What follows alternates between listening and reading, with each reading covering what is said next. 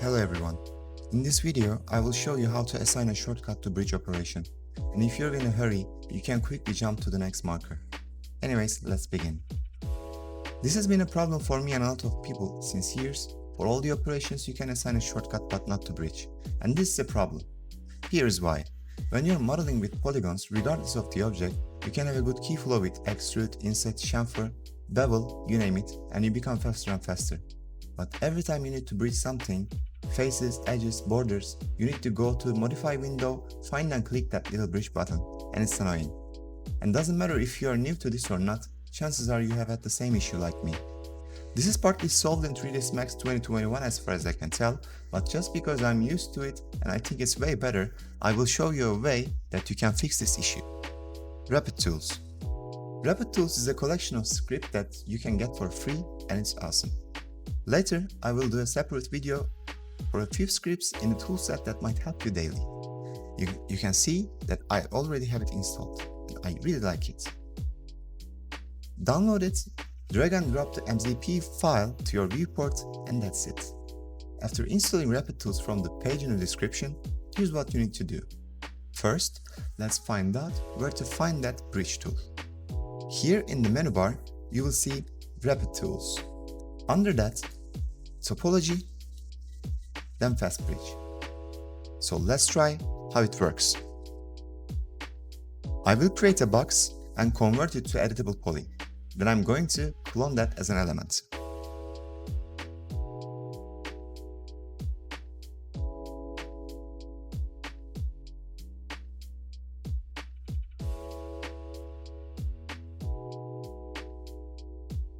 By the way, if you are using an older version of Max, you can clone objects and sub-objects as usual, holding down Shift.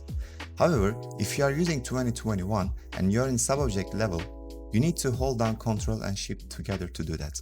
Right now, I'm pressing down Shift, and if I try to move it, it doesn't clone.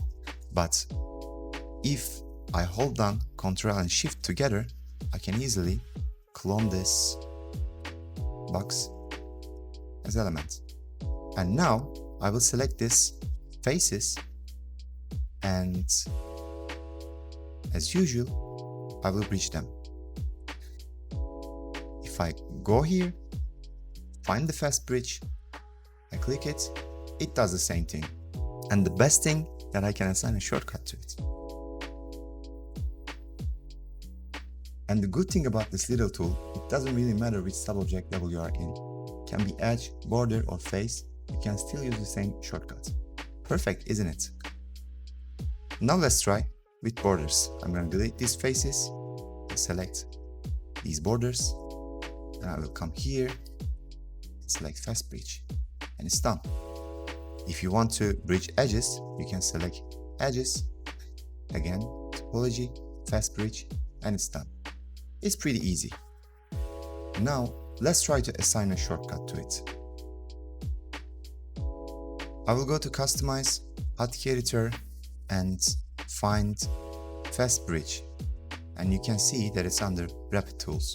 And now I will assign Ctrl, Shift, and T to it. And I will save, and it's done.